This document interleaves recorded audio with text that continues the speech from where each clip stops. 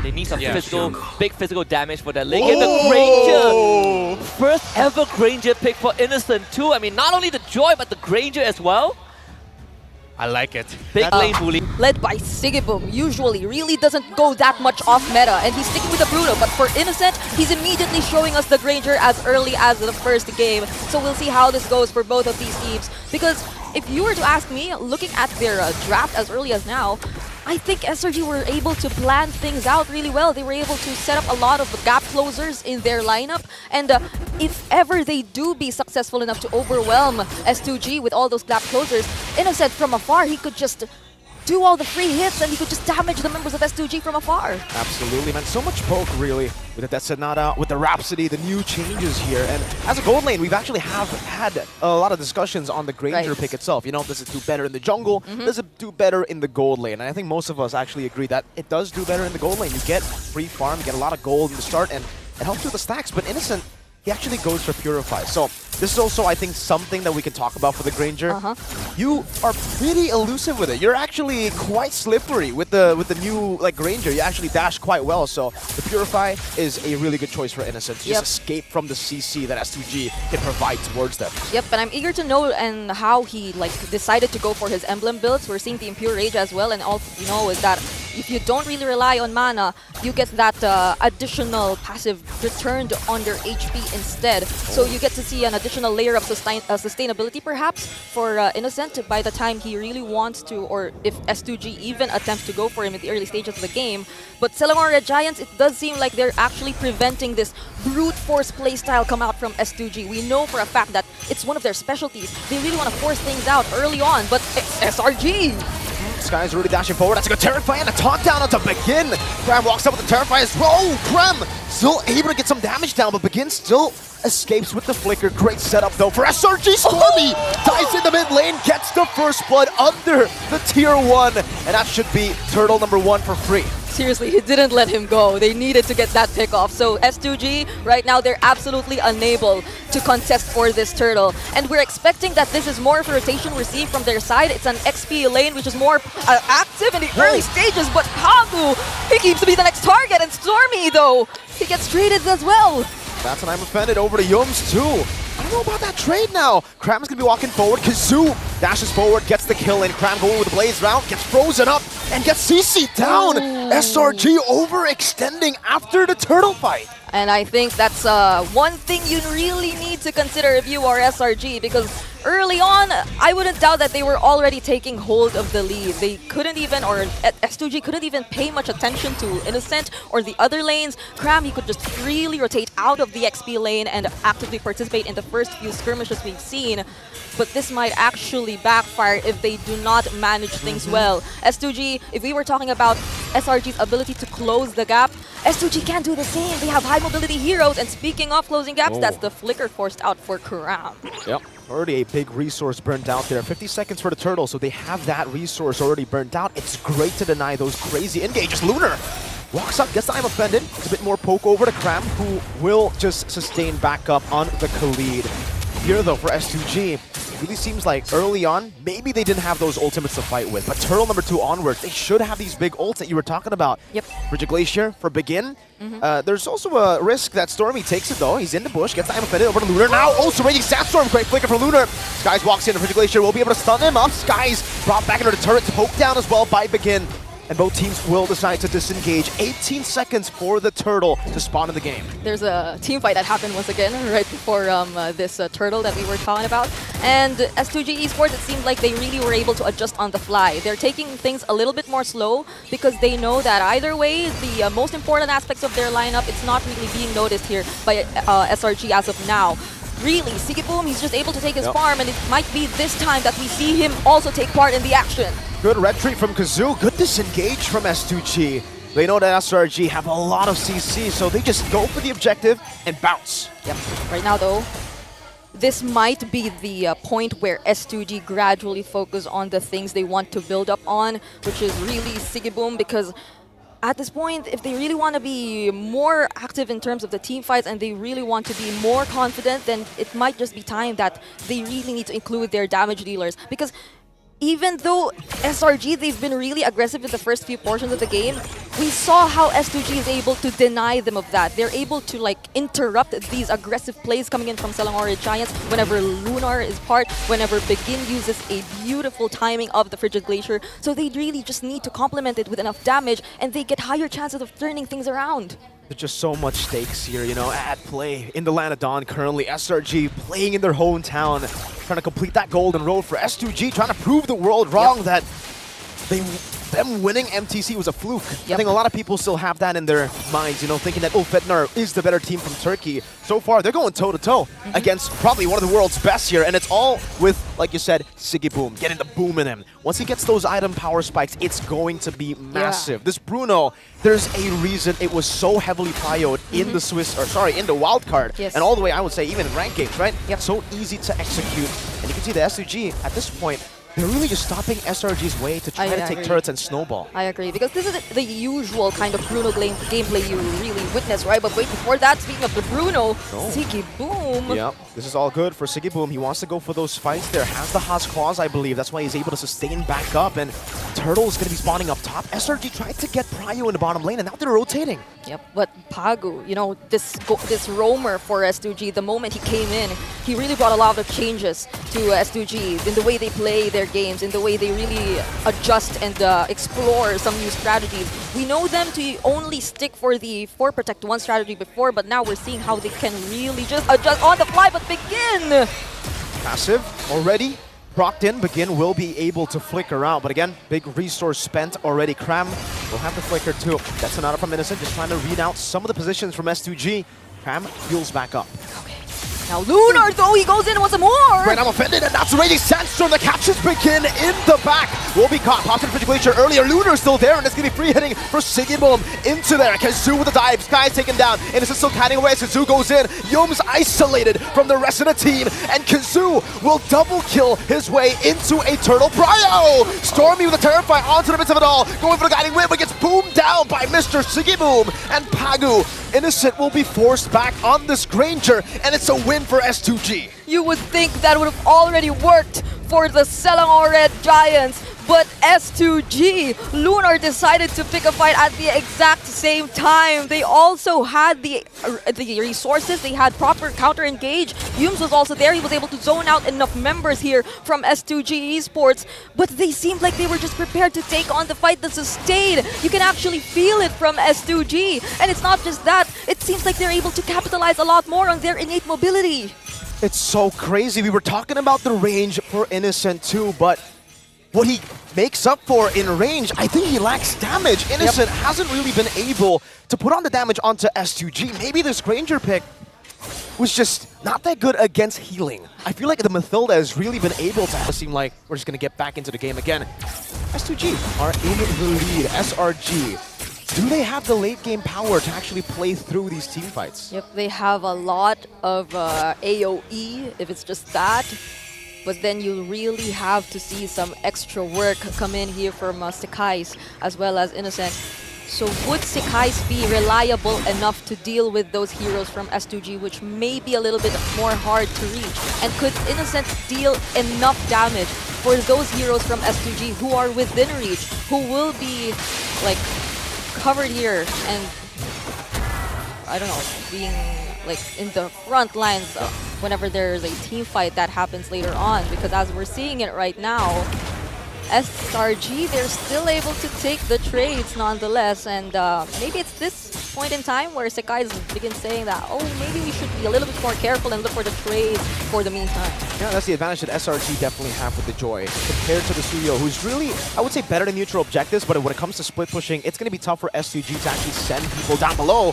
Pagu, you can see that poke damage from Innocent, and that's why we asked the question, is Granger a mid-game pick or a late-game pick? Because you can see that damage already build up. Pagu still able to heal up. Lunar goes behind Bennett over to Yums. The freeze as well, poking him down. Cram is trying to shot a bit more damage over to S2G, but both teams are just poking each other. Yeah, definitely for SRG, this is the time they need to capitalize on their poking capabilities up against S2G Esports.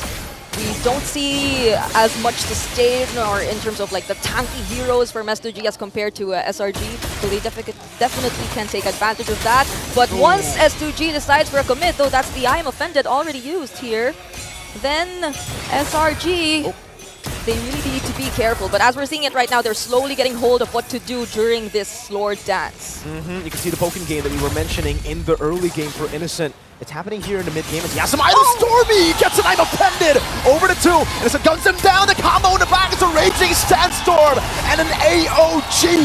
That's a double. And Selangor Red Giants, they are finally online in the 10th minute of the game. They have enough ways to scout for the members of S2G, and it seems like the plan is to take them by surprise. What a play from Stormy there, catching 2 members, 2 crucial members. And once you take out all of the frontliners, then that's easier as for Sky and for the rest of the members to just take out the remaining members of S2G. Look at that instant replay right there. Look at Stormy. Look at Stormy. And even when there was a beautiful usage of the frigid laser, it was a bit too late. They had no other resources to prevent the aggression from the other members of SRG.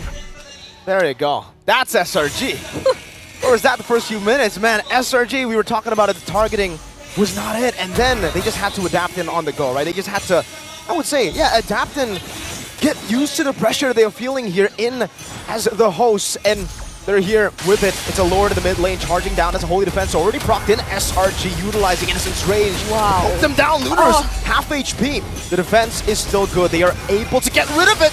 No Innocent, though, is cutting them down. He has a Datsunada. One more shot. Lunar low. The photo saves Pagu and Lunar, and they're forced back in their own base. That was so aggressive from Innocent. I mean, they had an idea. There's still no flicker for Lunar, so there won't be any surprise setups just yet. But there's a circling eagle. So Pagu is trying to run away. The Datsunada hits, but he still is able to escape with the guiding win, and S2G defend. No base turrets taken down. All right, so S2G, they're still able to defend this in some ways. But SRG, it seems like this was the moment they've been waiting for. Now that S2G might just be gradually trapped in a certain area in the map, SRG, they can play around things a lot more. They have, again, I kept mentioning the Avatar of the Guardians, but they also had the Raging Sandstorm. And as long as they are able to prevent Lunar from doing his job of being the first one to take SRG by surprise, or even preventing and interrupting these attempts from SRG, then there seems to be no problem anymore. They just need to force out the necessary skills that S2G keep on capitalizing for the counter engages, and then there's nothing stopping them from being too aggressive against S2G. And at this point, I think for S2G, the game plan is we're just going to try to out-sustain you in the fights or get a massive combo. But SRG are never, or should never actually commit to a full fight unless Innocent gets some trades, right? Shoots them from afar, gets them really low, or there's a neutral objective to fight for, then they would go in. But here, they're just going to utilize that range that we were talking about, and man, Innocent, Pagu, now he's feeling it. Now he's feeling that damage. I'm pretty sure SRG, they're just trying to be disciplined at this point, but at the same time, still putting themselves out there, trying to make their dominance felt here against S2G. And even in terms of gold, the gold laners, you can already see just how ahead Innocent is. He's already full build on this Ranger, which explains the damage that Pagu himself cannot even sustain. Now, it gets really concerning for S2G because they do not have catch that can actually go for Innocent. And if you do dive in, you're going to be caught by all the sustain. Lunar's low again. Every single time you walk out of base, that's a circling eagle. This very aggressive Pagu. He goes away, Cram Raging Sandstorm, and the flicker to read him out. Pagu in the skies, doesn't even matter. He was able to set up for an anticipated guiding wind dash towards that area. But even then, he flickered towards Pagu, taking out that sure pickoff. And now S2G ESPORTS, this might just be an attempt from SRG to again commit a team fight. But they walk safely towards their tier 3 and force out the Frigid Glacier as well from Lunar. It's a bait, or a trade rather. Innocent with the flicker, or sorry, Purify, baited out by the Frigid Glacier there. Still think for SRG though, they're just going to take it slow, right? There's no reason for them to actually push in. And even though Innocent uses Purify, it's a safety net that you lose out. But when it comes to the siege, you're never really going to be in a position where you should be caught, right? You have so much range, and they're just going to use this with Innocent on it. Let's see how they manipulate these waves. Is it going to be a 3-wave push, or are they going to take it slow? Does seem like it will just be a 3-wave push. They're looking for possibly the end. Yep, and this mid lane turret won't last for long. S2G ESPORTS, they might have a difficulty trying to defend this. I don't know if they want to look for a play still, given this much of a gold lead in the hands of SRG. But they're only able to take out one inhibitor turret so far, and there are other waves coming in, but they will have time to defend these incoming waves from SRG. So it seems like even for SRG, they're not trying to force things just yet. They're actually quite scattered around the map, and they're probably waiting for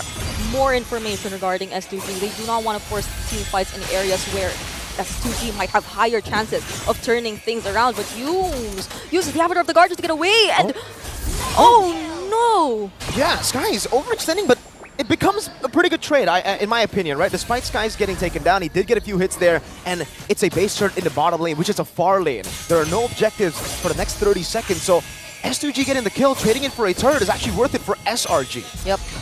They're now becoming a little more aggressive. They get out of their base, and Kazoo might gradually be able to get hold of his buffs once again. But that doesn't mean that SRG will be backing out anytime soon. Scram still shows himself out there. Oh, Kazoo gets caught! That's a winner crown. Stormy gonna be caught in I'm offended too. Able to flicker out to safety as a Frigid Glacier gets placed down. Stormy! Boom down. Siggy Boom still doing some damage. Dodging away for the Detonata as Kazoo dives in onto Yums. 40 seconds still. There are no objectives for S2G to take. So SRG losing out some of these members is still okay, unless they go for these turrets and siege it down. That's a tier 1, almost falling. Siggy needs a few more shots in. Innocent can't walk up. Oh! If that was a crit, it could have been different. Innocent surviving just barely, will walk away. 27 seconds for the Lord. And it seems like they're gradually evening out the map. Mirko, this wasn't the scenario we've seen earlier. Even Crab, he's being the recipient of the damage from Siggy Boom. And they take him out 13 seconds right before this next Lord, this level 2 Lord, this enhanced Lord. Or maybe we could wait, they could take the evolved Lord even. Now that's gonna hurt. SRG losing Skies, losing Stormy. It was all still in the time frame of the Lord not spawning yet. But losing Cram, that's your main initiator. Sky's gonna be stunned up now as Pagu walks up. Sky's no more dashes. Once you get cancelled, it's gonna be tough. It's Sky's dying. Pagu gets the final hit as he fade away, takes the kill. And Kazoo dealt with the Lord. Now he's occupying this bush. SRG, good read with Innocent popping into that Sonata. But now it's an enhanced Lord for S2G. Why did it feel like, even though SRG had the range, they really found it difficult to commit the team fights when S2G were being extra careful under their base. And now that they're outside, they're being more aggressive than ever. Another! I'm offended! And a Frigid Glacier too. Good disengage from Yomes. Innocent still in the midst of it all. Popping a Death Sonata. Trying to poke them away, but up top, how low is it? That's a base turret. Taken down. S2G still have the Lord, by the way. That siege was only just the minions. They are slowly pushing the wave in the bottom lane, and the reason they can actually slowly build this wave. Oh, Lunar goes in for the big play. Doesn't connect. Raging Sandstorm! A flank. Lunar caught in the midst of it all. Kazoo zoning the back line away as Pagu was able to get the circular ego to actually peel for Sigibum, who's so free hitting. Kazoo gets the unstoppable. The Frigid Glacier comes in. Sigibum going for the crits. Innocent still using that range, dashing away from the arrow. S2G wants to continue the siege.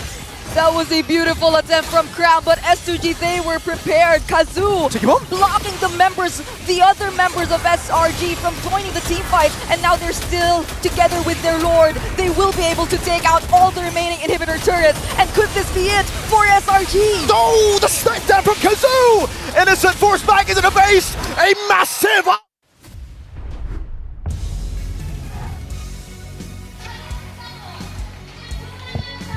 Our panel was mentioning the possibility of an upset, and who would have thought we're seeing it as soon as game number 1?